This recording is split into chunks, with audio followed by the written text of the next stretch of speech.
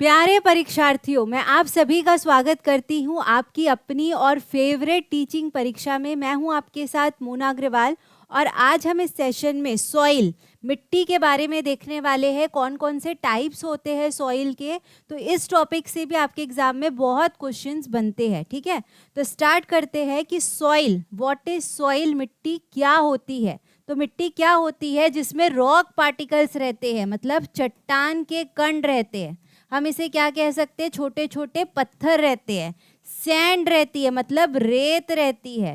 Humus, खाद रहता है। तो ये सारी चीज़ों का मिक्सचर हम क्या कहते हैं, उसे सॉइल कहते हैं। क्या कहते हैं, मिट्टी कहते हैं। तो अभी हमने देखा कि सॉइल जो थी उसमें चट्टान के कण थे, रेत थे, और ये जो ह्यूमस है, खाद, अब ये होता क्या है कि जब प्लांट्स और एनिमल्स मर जाते हैं तो उनकी बॉडी में क्या रहता है, कार्बनिक कंपाउंड्स रहते हैं। ठीक है, कार्बनिक कंपाउंड्स रहते हैं। तो जो अपघटक रहते हैं, डीकम्पोजर्स, क्या करते हैं, ये कार्बनिक कंपाउंड्स को तोड़कर उसका क्या करते हैं, पुनर्चक्रण करते हैं और क्या बना देते हैं, उसे ह्यूमस, खाद बना देते हैं। ठीक है, तो खाद रहना भी हमारी सॉइल में बहुत जरूरी है। अब हम देखते हैं कि क्या क्या गुण रहना चाहिए, क्या क्या प्रॉपर्टीज रहना चाहिए हमारी मिट्टी के अंदर। तो सबसे पहले इसमें हमने देखा मृत पौधे और जानवर से ये समृद्ध रहना चाहिए, ये गहरे रंग का रहना चाहिए, डार्क कलर का रहना चाहिए, थोड़ा गीला टाइप का रहनी चाहिए हमारी सॉइल, नरम रहनी चाहिए और चिपकनी नहीं चाहिए, वोंट क्लम्प। ठीक है, तो ये सारी प्रॉपर्टीज़ हमारी सॉइल में रहना चाहिए फसल उगाने के लिए, ये सारी प्रॉपर्टीज़ ज़रूरी है।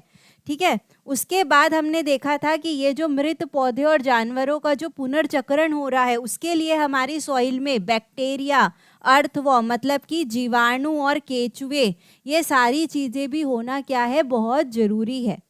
ठीक है, अब हम देखते हैं कि ये जो सॉइल है ये बनती कैसे है। इससे भी क्वेश्चन आपके एग्जाम में आता है कि मिट्टी का निर्माण आखिर होता कैसे है। तो जो मिट्टी का निर्माण होता है वो प्रोसेस को हम क्या कहते हैं, वेदरिंग कहते हैं। इम्पॉर्टेंट है बहुत कि जो मिट्टी का निर्माण होता है वो कौन सी मेथड से होता है, वेदरिंग से होता है, अपक्षय से होता है। मतलब कि हवा, पानी और जलवायु की वजह से क्या होती है, चट्टानें, जो बड़ी बड़ी चट्टानें रहती है वो क्या हो जाती है, टूट जाती है। इस मेथड को हम क्या कहते हैं, वेदरिंग कहते हैं। और इससे क्या होती है, हमारी मिट्टी का निर्माण होता है, सॉइल का फॉर्मेशन होता है।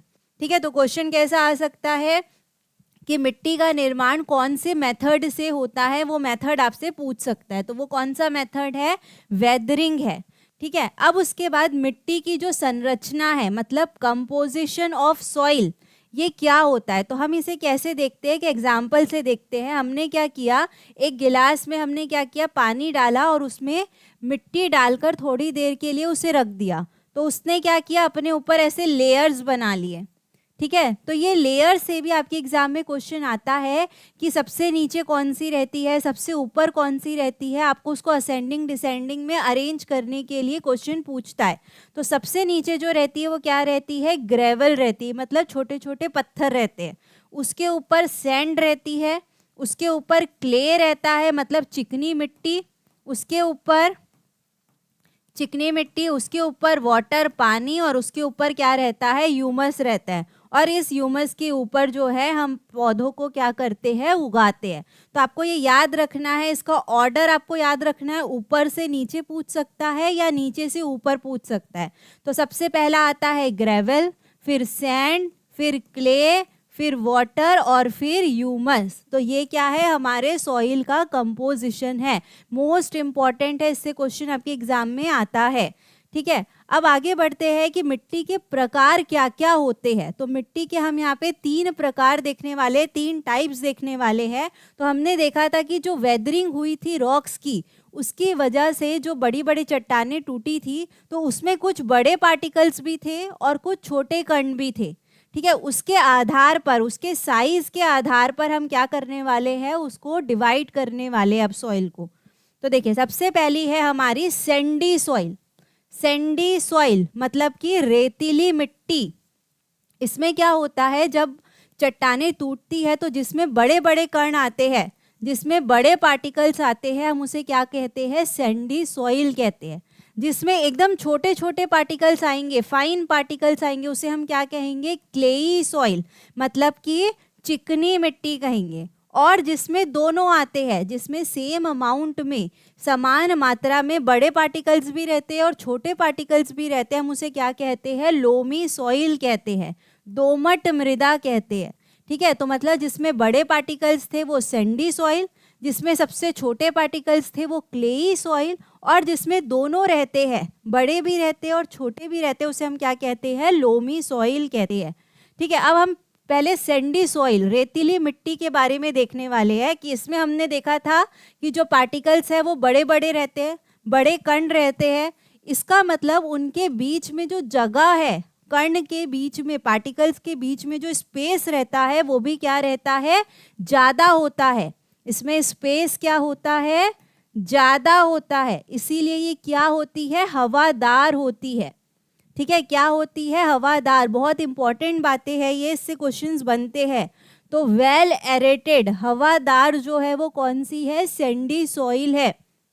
अब इसके पार्टिकल्स के बीच में जगह ज़्यादा होती है तो पानी भी क्या है, बहुत जल्दी निकल जाता है, वाटर जो है जल्दी से ड्रेन हो जाता है। क्यों, क्योंकि इसमें बड़े बड़े पार्टिकल्स हैं। इसीलिए हम सैंडी सॉइल को, मतलब कि हम रेतीली मिट्टी को किसी भी फसल के लिए यूज़ नहीं करते हैं।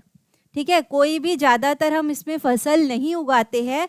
तो क्वेश्चन आता है कि इसमें कौन सी फसल हम उगाते हैं, बाजरा हम उसमें उगा सकते हैं, मिलेट्स। ठीक है, और क्या उगा सकते हैं, कुछ थॉर्न्स और बुशेस, मतलब कुछ कांटे और जो झाड़ियाँ हैं वो हम क्या करते हैं, रेतीली मिट्टी में उगा सकते हैं। और बाकी के जो फसलें हैं वो हम इसमें नहीं उगा सकते क्योंकि इसमें से पानी बहुत जल्दी निकल जाता है। अब आते हैं हम क्लेई सॉइल में, चिकनी मिट्टी में। इसमें हमने क्या देखा था कि इसमें बहुत छोटे छोटे कण रहते हैं, मतलब ये कसकर एक क्लोजली पैक्ड रहते हैं। इसमें जगह बहुत कम रहती है, इसलिए ये हवादार कम रहते हैं।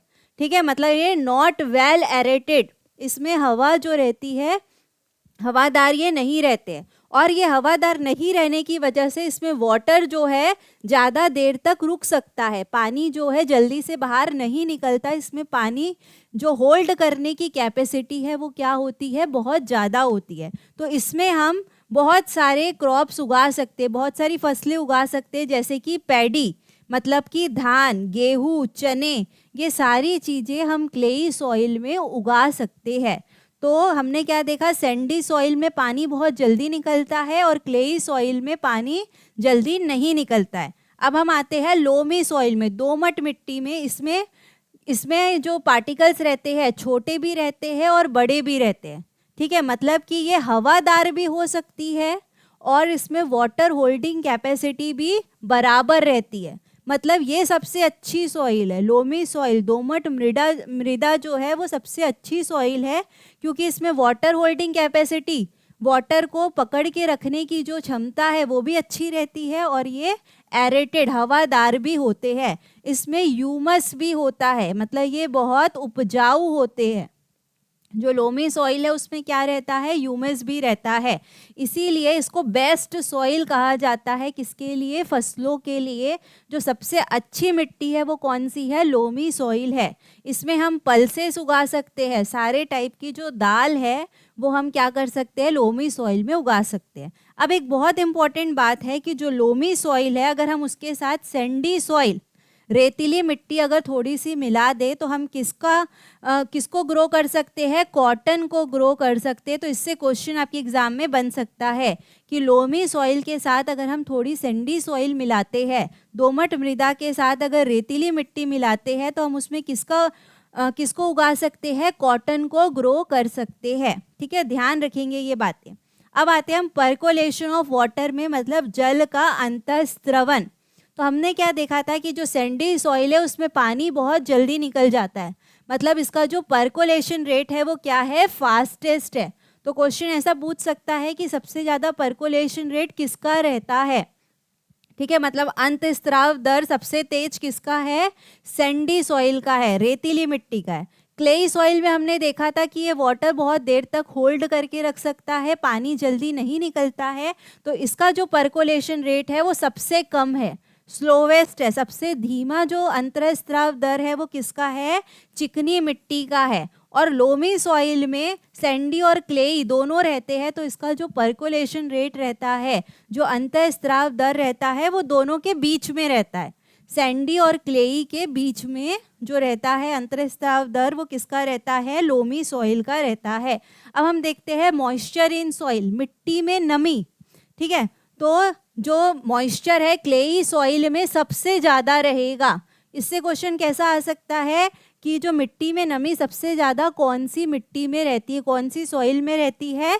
क्लेई सॉइल में। अब क्लेई सॉइल में क्यों रहती है? क्योंकि ये वाटर बहुत देर तक होल्ड करके रख सकता है, पानी जल्दी नहीं निकलता है, इसीलिए इसकी जो नमी रहती है सबसे ज़्यादा रहती है। सबसे कम किस में रहती है? सैंडी सॉइल में, रेतीली मिट्टी में सबसे कम रहती है, क्योंकि इसमें से पानी बहुत जल्दी निकल जाता है। और लोमी सॉइल में ये जो मिट्टी में नमी है ये भी क्या रहेगी? बीच में रहेगी, सैंडी सॉइल और क्लेई सॉइल के बीच में रहेगी। तो हमने क्या देखा कि जिसका पर्कोलेशन रेट ज़्यादा था उसका मॉइस्चर कम था, और जिसका मॉइस्चर कम है उसका पर्कोलेशन रेट ज़्यादा है, ये हमने देखा। इसका मतलब हमने क्या समझा कि जो मॉइस्चर इन सॉइल है वो क्या है? पर्कोलेशन रेट के इनवर्सली प्रोपोर्शनल है, उल्टा है एक दूसरे के। ठीक है, मतलब जो अंतःस्राव दर है और जो नमी है वो एक दूसरे के क्या है? अपोजिट है, इनवर्सली प्रोपोर्शनल है। ये बात आपको ध्यान रखना है। आगे बढ़ते हैं कि absorption of water bye soil, मिट्टी द्वारा जल का अवशोषण। तो क्लेई सॉइल जो है वो ज़्यादा पानी एब्जॉर्ब कर सकता है या ज़्यादा देर तक पानी एब्जॉर्ब करके रख सकता है, इसीलिए इसका जो एब्जॉर्प्शन रेट है वो क्या है? ज़्यादा है, ये ज़्यादा पानी एब्जॉर्ब कर सकता है। सैंडी सॉइल जो है वो लीस्ट अमाउंट ऑफ वाटर को एब्जॉर्ब करता है, मतलब कम से कम पानी को जो एब्जॉर्ब करता है वो कौन सी है? हमारी रेतीली मिट्टी, सैंडी सॉइल। और जिसमें दोनों के बीच में रहता है, ना तो सैंडी सॉइल से कम रहता है ना तो क्लेई सॉइल से ज़्यादा रहता है, तो वो कौन सा है? हमारा लोमी सॉइल है। ठीक है, तो अब हम आते हैं हमारे क्वेश्चन में। हमने जो अभी तक देखा अब उसके ऊपर हम क्वेश्चंस देखने वाले हैं। आपको पूछ रहा है कि अगर हम एक बीकर में, एक बीकर है, ठीक है, एक जैसे हमने वो गिलास वाला देखा था, तो एक बीकर है, इसमें पानी भरा हुआ है। अगर इसमें हमने बगीचे से मृदा लाकर मिला दिया, इसमें हमने मिट्टी लाकर मिला दी और क्या कर दिया? इसको थोड़ी देर तक रख दिया, तो आपको बताना है कि order of the layers from bottom to top, नीचे से ऊपर की ओर क्या लेयर्स बनेगी, आपको ये बताना है। तो देखिए ऐसे क्वेश्चन आते हैं आपके एग्जाम में। नीचे से ऊपर की ओर जो लेयर बन रही थी, तो सबसे नीचे हमने क्या देखा था? ग्रेवल देखा था, बजरी बोलते इसे। क्या बोलते हैं? ग्रेवल को बजरी। तो हमें किस में दिख रहा है? बजरी, इसमें और इसमें, मतलब ये दो ऑप्शन को हम हटा सकते हैं। उसके ऊपर क्या था? सैंड थी, मिट्टी, बालू थी, रेत। तो इसमें हमें दिख रहा है, मतलब ये ऑप्शन भी हमारा क्या है? गलत है। तो हमारा ऑप्शन नंबर 4 जो है, ऑप्शन नंबर डी जो है वो सही है। तो ग्रेवल के ऊपर क्या आ गया? सैंड। सैंड के ऊपर आएगा क्ले, क्ले के ऊपर आएगा वाटर, जल, और उसके ऊपर आएगा ह्यूमस, और उसके ऊपर हम अपनी फसल को क्या कर सकते हैं? ग्रो कर सकते हैं। तो ये था नीचे से ऊपर की ओर के लेयर्स। ठीक है, ऐसे आपको याद रखना है। आगे बढ़ते हैं, आपको बताना है इसमें से करेक्ट स्टेटमेंट कौन सा है, सही कथन कौन सा है, आपको ये पहचान करनी है। तो सबसे पहला हम देखते हैं कि जो फाइन पार्टिकल्स है, जो छोटे कण हैं, वो सैंडी सॉइल में ज़्यादा रहते हैं। जो छोटे कण हैं क्या वो रेतीली मिट्टी में ज़्यादा रहते हैं? नहीं, तो ये गलत बात है। वो किस में रहते हैं? क्लेई सॉइल में, चिकनी मिट्टी में ज़्यादा रहते हैं। दूसरा देखते हैं कि लार्ज, मतलब बड़े और जो छोटे कण हैं वो क्लेई सॉइल में सेम रहते हैं। जो छोटे और बड़े कण हैं वो किस में सेम रहते हैं? लोमी सॉइल में सेम रहते हैं, दोमट मृदा में सेम रहते हैं, मतलब ये गलत है। तीसरा बोल रहा है कि लोमी सॉइल में लार्ज पार्टिकल्स जो है वो ज़्यादा रहते हैं, तो ये भी क्या है? गलत है। लोमी सॉइल में लार्ज पार्टिकल्स और फाइन पार्टिकल्स, छोटे और बड़े कण समान मात्रा में रहते हैं, मतलब ये भी क्या है? गलत है। तो हमारा ऑप्शन नंबर 4 जो है वो सही है। इसमें क्या बोल रहा है कि जो छोटे कण हैं वो क्लेई सॉइल में ज़्यादा रहते हैं और लोमी सॉइल में क्लेई सॉइल से कम रहते हैं, मतलब ये सही बोल रहा है। तो हमारा ऑप्शन, जो हमारा सही कथन है वो कौन सा है? चौथा है, चिकनी मृदा में महीन कणों का अनुपात दोमट मृदा से उच्चतर होता है। तो ये सही है। आगे बढ़ते हैं कि एक फार्मर है, एक किसान है, उसने क्या किया कि अपने जो फील्ड है, उसका जो खेत है, उसमें ऐसी मिट्टी ली जिसमें अंतर्स्रवण दर जो है वो ज़्यादा है, मतलब परकोलेशन रेट ज़्यादा है। एक किसान है, उसने अपने खेत में ऐसी मिट्टी ली है जिसमें परकोलेशन रेट ज़्यादा है। तो किस में सबसे ज़्यादा परकोलेशन रेट रहता है? सैंडी सॉइल में, रेतीली मिट्टी में। तो हमें ये पता चल गया कि जो फार्मर था उसने कौन सी सॉइल ली है? Sandy soil. अब बोल रहा है कि वो कौन सा जो ये क्रॉप है वो अपनी फील्ड में उगाएगा, अपने खेत में कौन से फसल को उगाएगा। तो देखिए, चावल, चना और गेहूं, ये तीनों सैंडी सॉइल में नहीं उग सकते, ठीक है, लेकिन कॉटन उग सकता है। हमने देखा था अगर हम लोमी सॉइल में थोड़ी सैंडी सॉइल मिलाते हैं या सैंडी सॉइल में लोमी सॉइल का मिक्सचर लेते हैं तो हम कॉटन, कपास को क्या कर सकते हैं? उसमें उगा सकते हैं। तो इसका आंसर क्या है? कॉटन, कपास। ठीक है, देखिए कैसे क्वेश्चन बनते हैं। आगे आपको दिया है कि आपको एक्स वाई जेड को पहचानना है। इसमें एक्स वाई जेड क्या है ये बताना है। तो एक्स ऐसी मिट्टी है जिसमें परकोलेशन रेट, अंतःस्रवण दर सबसे उच्च है। तो हमें एक्स पता चल गया कि हमारी क्या है? सैंडी सॉइल है, ठीक है।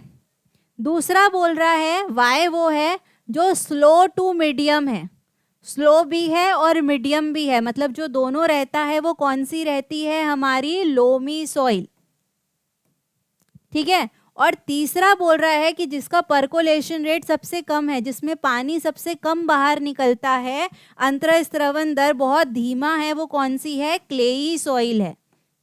तो देखिए, हमें आगे की देखने की जरूरत ही नहीं पड़ी, पहले ही कॉलम से हमें पता चल गया कि हमारी कौन कौन सी मिट्टी है। तो एक्स जो है वो हमारी सैंडी सॉइल है, वाई जो है हमारी दोमट मृदा है, और जेड जो है वो हमारी क्लेई सॉइल है, चिकनी मिट्टी है। तो आंसर क्या है? फर्स्ट, ठीक है। आगे बढ़ते हैं, जो नेक्स्ट क्वेश्चन है आपको बोल रहा है कि सॉइल ए, एक ए करके सॉइल है, उसकी जो वाटर होल्डिंग कैपेसिटी है वो कम है, मतलब वो वाटर को होल्ड करके नहीं रख सकता। तो पहला वाला हमें पता चल गया कि वाटर को कौन होल्ड करके नहीं रख सकता? जो जल्दी पानी निकाल देता है वो हमारी क्या है? सैंडी सॉइल है, रेतीली मिट्टी है। ए हमें पता चल गया सैंडी सॉइल, तो हमें ऑप्शन थर्ड और फोर्थ हमने हटा दिया, ये गलत हो गया। तो ए में सैंडी सॉइल हमें मिल गई।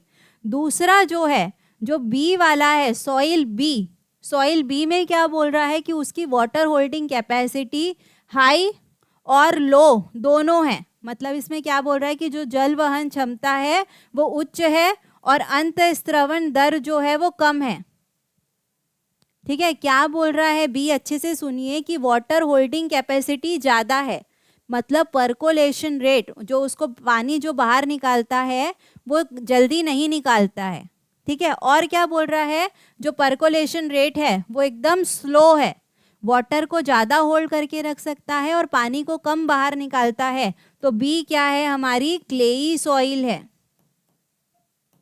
ठीक है। तो बी हमारी क्लेई सॉइल किस में दिख रही है? इसमें दिख रही है, मतलब हमारा ऑप्शन नंबर 2 जो है, ऑप्शन नंबर बी जो है वो सही है। सॉइल सी के बारे में भी पढ़ लेते हैं कि जो सॉइल सी है उसमें वाटर कैपेसिटी, परकोलेशन रेट और ऑर्गेनिक मैटर क्या है? मीडियम है। मीडियम मतलब दोनों के बीच में है। तो सैंडी और क्लेई के बीच में जो रहता है वो कौन सी रहती है? लोमी सॉइल रहती है। तो लोमी सॉइल का देखिए हमें एक और नाम पता चला, सिल्ट। सिल्ट, सिल्ट को और क्या कहते हैं? गाद को और क्या कहते हैं? लोमी सॉइल कहते हैं। तो आपको क्वेश्चन ये भी पूछ सकता है कि लोमी सॉइल का दूसरा नाम क्या है? सिल्ट है। मतलब हमें ये पता चला इस क्वेश्चन से कि लोमी सॉइल में सैंडी और क्लेई तो रहते ही है, साथ में क्या रहता है? सिल्ट भी रहता है, ठीक है। ध्यान रखेंगे सारी चीजें। आगे बढ़ते हैं, जो हमारा नेक्स्ट क्वेश्चन है इसमें क्या बोल रहा है कि अरीबा नाम की एक लड़की है, उसने क्या किया? मृदा लेकर आई, मृदा का एक उसने सैंपल लेकर आया, और उसने कितना सैंपल लाया? सबसे पहले 200 ग्राम सैंपल लेकर आया। अरीबा नाम की एक लड़की है, वो क्या करती है 200 ग्राम जो है वो सॉइल लेकर आती है। उसके बाद वो क्या करती है, उसे धूप में सुखा देती है और 2 घंटे के बाद जब वो देखती है तो उसके पास जो मिट्टी बचती है वो कितनी बचती है, 180 ग्राम बचती है। पहले उसने 200 ग्राम लेकर आया, 2 घंटे के बाद मिट्टी सुखाने के बाद उसकी मिट्टी कितनी बच रही है, 180 ग्राम बच रही है। तो आपको बताना है कि मिट्टी में नमी कितनी थी। जो नमी थी वो उड़ गई है ना, पानी जो था वो उड़ गया, तो वो कितना उड़ा है, कितनी नमी थी, आपको ये बताना है। तो देखिए 200 ग्राम और अभी कितनी बची है, 180 ग्राम, मतलब 20 ग्राम जो है वो पानी वेस्ट हो गया है। अब 20 ग्राम पानी जो है वेस्ट हुआ, इसको आपको प्रतिशत में बताना है। ठीक है, तो प्रतिशत में कैसे निकालते हैं, कितना पानी बचा है, कितना पानी उड़ा है, 20, टोटल कितनी मिट्टी थी उसके पास, पहले 200 ग्राम थी, और गुणा किससे करते हैं, मल्टीप्लाई किससे करते हैं, 100 से करते हैं प्रतिशत निकालने के लिए। ठीक है, तो ये 0 और ये 0 कैंसल, तो कितना बचेगा, 10%। तो जो नमी थी मिट्टी में कितनी थी, 10% क्या थी, नमी थी। जो परसेंटेज ऑफ मॉइस्चर था वो कितना था, 10% था, 10% था। तो आंसर क्या है, बी। ठीक है, क्वेश्चन में आप लोग ये रॉन्ग करते हैं कि 20 ग्राम है, प्रतिशत में निकालने बोल रहा है। आगे बढ़ते हैं, संजना नाम की लड़की है, वो क्या कर रही है, एक्सपेरिमेंट कर रही है सॉइल के ऊपर, उसके पर्कोलेशन रेट के ऊपर, अंतःस्रवण दर के ऊपर। तो क्या देख रही है वो कि जो 400 मिलीलीटर पानी है, ठीक है, वो क्या कर रहा है, 20 मिनट में क्या कर रहा है, उसमें से पानी बाहर निकल जा रहा है। उसने क्या पाया कि मृदा के नमूने में 400 मिलीलीटर जल के अंतःस्रवण को 20 मिनट लगते हैं। ठीक है, मतलब 400 मिलीलीटर पानी बाहर निकलने के लिए उसकी मृदा में से कितना मिनट लग रहा है, 20 मिनट लग रहा है। तो आपको अंतःस्रवण दर निकालना है। तो अंतःस्रवण दर का एक फॉर्मूला है, अंतःस्रवण दर का पर्कोलेशन रेट का एक फॉर्मूला है। इससे क्वेश्चन आपके एग्जाम में आते हैं। वो फॉर्मूला क्या है कि अमाउंट ऑफ वाटर जो बाहर निकल रहा है, अमाउंट ऑफ वाटर को किससे भाग कर देना है, किससे डिवाइड कर देना है, टाइम से डिवाइड कर देना है। तो कितना पानी बाहर निकल रहा है, 400 मिलीलीटर को 20 से डिवाइड करेंगे तो कितना आएगा, 20 मिलीलीटर पर मिनट। तो आंसर क्या है, सी। तो पर्कोलेशन रेट से भी आपके एग्जाम में क्वेश्चन आते हैं। ये आपको ध्यान रखना है कि पानी कितना बाहर निकल रहा है और कितने समय में निकल रहा है, दोनों को क्या कर देना है, डिवाइड करना है, दोनों को भाग कर देना है। तो आपका क्या निकल जाएगा, पर्कोलेशन रेट निकल जाएगा। आगे बढ़ते हैं, नेक्स्ट क्वेश्चन है, आपको बताना है कि लोमी सॉइल जो दोमट मृदा है, ठीक है, वो सबसे अच्छी क्यों है फसल उगाने के लिए, उसमें कौन कौन से गुण होते हैं, कौन कौन सी प्रॉपर्टीज होती है, आपको ये बताना है। तो पहला देखते हैं हम कि इसमें जो है लार्ज और स्मॉल पार्टिकल्स सेम रहते हैं, छोटे और जो बड़े कण हैं वो समान मात्रा में रहते हैं। तो ये सही बात है, इसीलिए भी ये अच्छी होती है। इसमें दोनों चीज़ें हैं, सैंडी और क्लेई सॉइल। दूसरा देखते हैं कि इसकी वाटर होल्डिंग कैपेसिटी भी क्या है, अच्छी है। जल धारण क्षमता क्या है इसकी, बहुत अच्छी है। उसके बाद इसमें ह्यूमस भी रहता है, इसमें खाद, जो उपजाऊपन है वो भी रहता है। मतलब ABC हमारा सही है, ABC मतलब आंसर क्या है, फर्स्ट। चौथा जो है उसमें क्या बोल रहा है कि it is heavy and has little air, यह भारी और इसमें वायु थोड़ी होती है। लेकिन वायु थोड़ी नहीं होती, वायु क्या होती है, मीडियम होती है, दोनों के बीच में होती है, सैंडी और क्लेई के बीच में। तो ये ऑप्शन हमारा क्या है, गलत है। तो हमारा सही आंसर क्या था, A, B और C। ये तीनों की वजह से लोमी सॉइल को, दोमट मृदा को फसल उगाने के लिए यूज़ किया जाता है। ठीक है, तो मुझे लगता है कि आपको सारी चीज़ें क्लियर हुई होगी सॉइल के ऊपर। इससे क्वेश्चंस आपके एग्जाम में आते हैं। तो हमारा सेशन यहीं पे ख़त्म होता है। थैंक यू आप सभी को, बाय एंड टेक केयर।